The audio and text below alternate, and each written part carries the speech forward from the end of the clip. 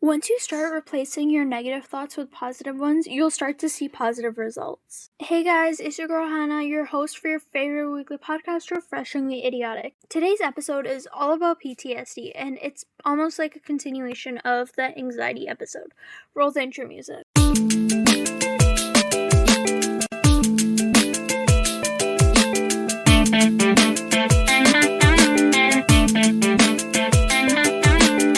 The question for this week's episode is, do you have any interesting nicknames? I do.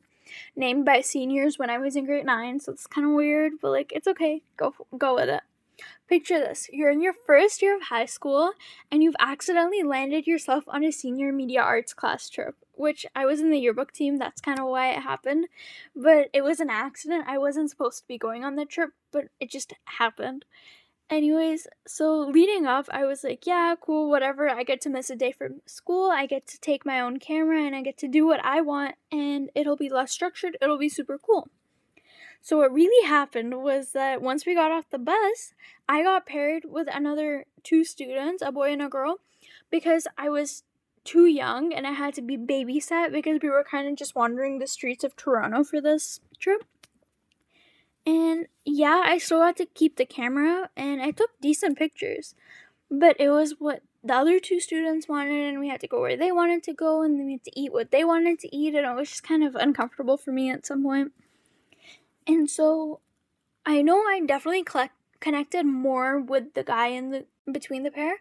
So me and him are walking, we're getting along, we're pretty good friends. Well, not really, but as for meeting strangers goes, I think that we ended up becoming pretty good friends. And so I kind of go off on my own for a while, off into a small garden area where there was some really nice flowers. And so I was taking pictures, and there was this really nice fuchsia colored flower, and I took a picture of that one. It actually turned out really good. I should still have the picture. And then I even got bored, and I took a picture of myself taking a picture of, well, I wasn't in the picture, but it was my phone taking a picture of the camera, and through the lens you could see the flower. It was a really nice composed picture. Anyways, the girl asks him, she's like, do you have a nickname for him? Because apparently that was his thing. He just used to give everybody nicknames. So he glances over at me and he's like, Nusha.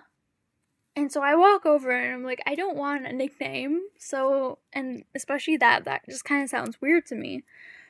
So I ask him why, and he's like, okay, so you're new, which kind of came from the idea that he forgot that I was in grade 9. And just because a lot of people, I've mentioned this before, they don't look at me and they're like, oh, you're in grade 9. They usually think I'm a little bit older than I actually am.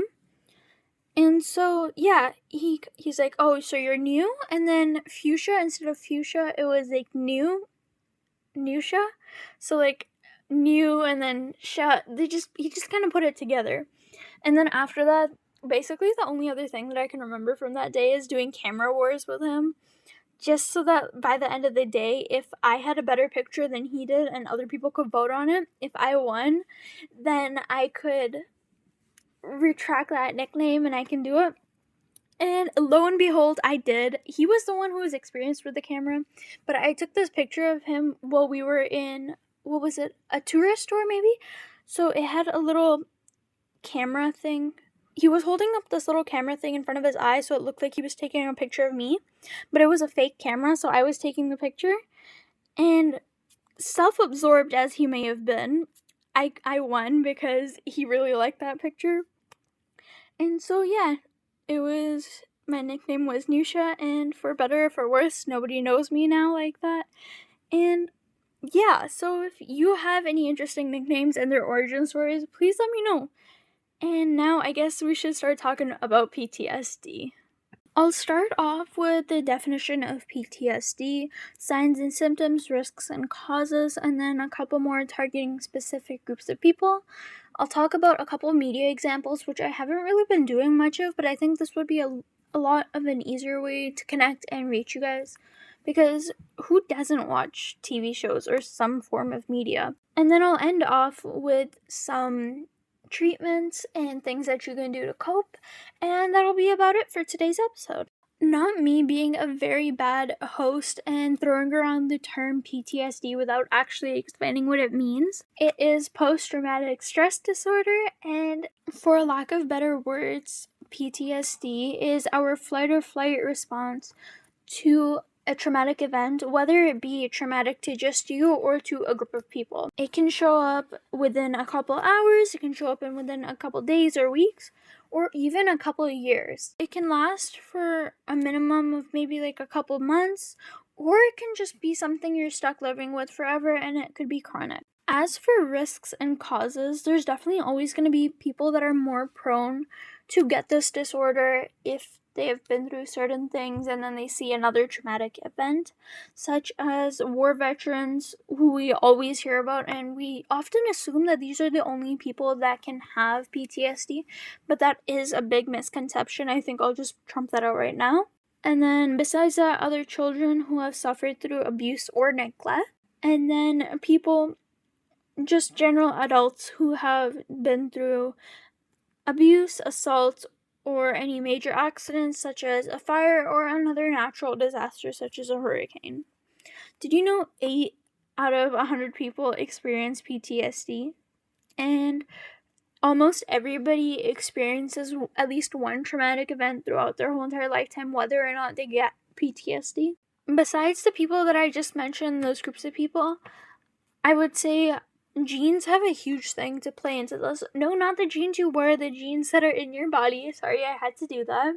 So if you or a blood-related relative have a history of mental illness or maybe even alcohol abuse, whether you've been through trauma in your past, which is something that's still being discovered, but they say that if somebody like your great-great-grandparent had PTSD or some other type of mental illness, or a very traumatic event. Another group of people that are more prone to it are isolated people, so they don't have much social support afterwards, whether it be family, friends, or just people that have been through this exact same thing. And lastly, women are more likely to get PTSD. I'll explain why later on. It can come down to you, and you can feel it even though you haven't lived through it, and then if you're going through a traumatic event, that can kind of wake up that part of your body. On the flip side, to decrease risk for PTSD, you want to find that support group, whether it be from your family, friends, or people in similar situations like I just mentioned. You want to have a positive coping strategy, whether that be thinking of something that makes you really happy when you're getting into that situation where you're getting scared and you're feeling the symptoms of PTSD. So, for example, meditation, yoga, exercising, going out for fresh air even. And lastly, you want to talk about it, which was kind of ties in with finding your support group. You want to try therapy. Therapy is always really great, even if you don't actually need it. It's always good to let it out. And you want to face your fears, whether you want to do it slowly or just build up right away. You have to get past your fears so that you'll feel a little bit better and it'll lessen the symptoms of PTSD.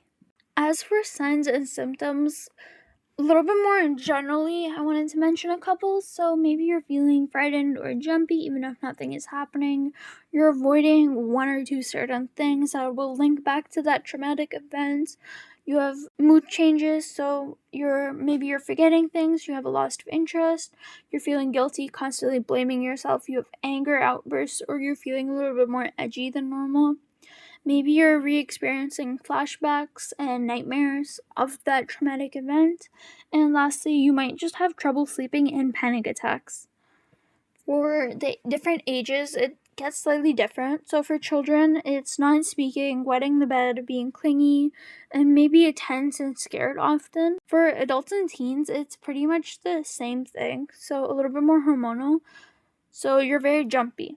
You're disrespecting, you're talking back, you're being very reserved, you feel guilty, and you blame yourself for the things that happen. And possibly if this event happened to somebody else and you're just feeling it through them, which is also something that can happen, maybe you just want revenge. The differences between men and women are more likely to be agitated, depressed, and sensitive to those certain topics. The symptoms usually last a lot longer because it takes them longer for them to get diagnosed. And as I mentioned earlier, I would plug this in now. It can take women up to 4 years to get diagnosed for PTSD if they have it, just because I feel like they can suppress it, they can cope with it, and they don't actually know that they have PTSD. As for men, it really just affects your mood. So you're avoiding things, you have flashbacks, whether they be nightmares or just like day flashes throughout the day. Your symptoms usually start within the first month, but they can vary. Like, it doesn't have to be right away. It could still be 6 years later. It doesn't really matter. But it starts usually within that 6 months to 1 year period, and men usually only take 1 year tops to ask what's happening when they start seeing those symptoms. The next thing I wanted to talk about for this segment was delayed PTSD. It's nothing too major, it's everything that I've been mentioning before. The only difference is when the symptoms start showing up. So for PTSD to be diagnosed right away, the symptoms really have to be shown from either the date of the traumatic event all the way up till the 6-month point for you to be diagnosed. And then for delayed PTSD, it's the exact opposite. So you get diagnosed if your symptoms start 6 months after. A lot of people can think of this disorder as fake. They'll be like, oh no, you were totally fine in those first 6 months. But it doesn't even have to be 6 months. It can be 6 months, it can be 2 years, it could even go up to as long as 12 years before you start feeling any symptoms. Often this type of the disorder is seen in children. For example, abused children. They may have suppressed these feelings and they might have gotten over it really quickly because they didn't understand what was going on. But then later on, maybe they were put under a bunch of stress and all of a sudden they're bringing up all of these memories of abuse and trauma that they had suppressed just because of the stress that they're feeling currently, even if it's nowhere near as severe as that traumatic event.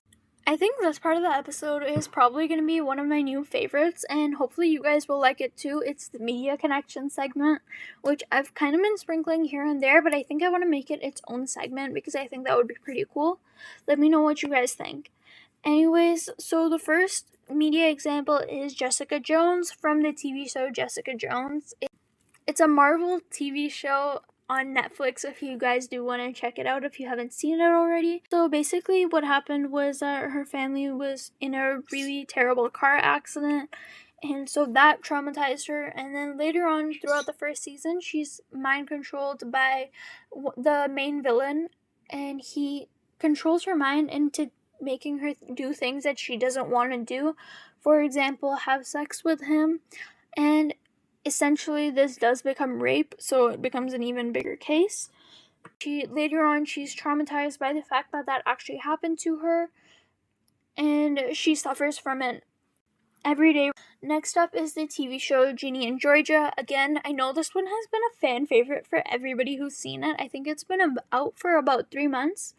And in those 3 months, it stayed on the top 10, which is so cool. Unfortunately, they haven't been renewed for a second season yet. I'm hoping they will. Anyways, again, spoiler alert if you haven't actually watched it yet. So the first character is Georgia that I wanted to mention. If you have watched the first season, you'll see that she has flashbacks from her past where she's abused by her stepfather. And so now, on top of all of those flashbacks, she's more reliant on being with somebody, which is something I noticed that her daughter Ginny mentioned, that every time they move somewhere, she's already dating a new guy. So I think that's her clinging to somebody new to have somebody to rely on and keep her safe. And then second of all, she keeps a gun in her purse and her room. So she's always had fight or flight sense because they also constantly move around a lot.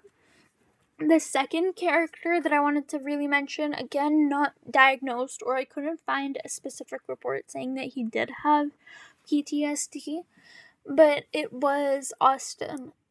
So Austin was, I believe, 7-year-old son, maybe even younger than that. And it was mentioned before that sometimes when he gets mad with his mom, he'll just completely stop talking, not only with her, but with everybody.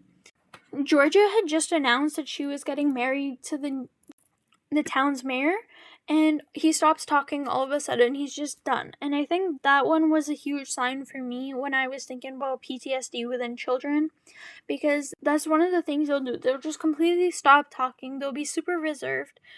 And he was very mad, so we knew that it was a traumatizing thing for him because she had been with multiple other men and they had all tried to become a father figure, but none of them had really achieved that. Those were only 2 examples in the media that I've personally seen that I wanted to add into these episodes, but definitely if I were to mention every other case of PTSD I saw within TV shows only, I would have probably taken up the full 15-ish minutes of this episode. So yeah, if you ever do want to look up, let me know. Maybe you can find your own example and send them to me and I can learn more about them. And also, if you do have any more TV show recommendations, let me know because I'm always interested in watching something new. Off topic. Anyways, I want to get back into some treatments before I wrap up today's episode. As for treatments, there is cognitive behavioral therapy, which is also known as talk therapy. And then there's also exposure therapy for the group of therapies, along with medication. Again, as usual, I will not be going into medications because I find it to be very controversial, and I'm not a huge fan of medication. If you are interested in taking medications and if you have been diagnosed with PTSD, please talk to your healthcare professional about it. I'm not going to set out to give anybody advice. And not therapy related solutions, there is setting routines and reachable goals, exercising, and knowing when to ask for help, even if it's just from your parents or your friends. You don't have to talk to a professional. If you want, you can just talk to somebody. Just know that you always have somebody there. And if you don't feel like you have anybody there, email me. I will gladly talk to you.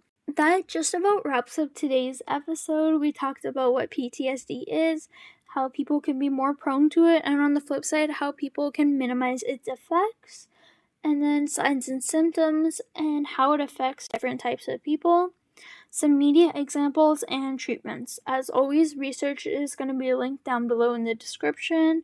And don't forget to leave me a voice message letting me know the highlight and lowlight of your week, and as always, the question if you have any interesting nicknames, and along with any origin story for it. Don't forget to subscribe, share, and rate. 5 stars only. Pretty please with a cherry on top. Bye, guys!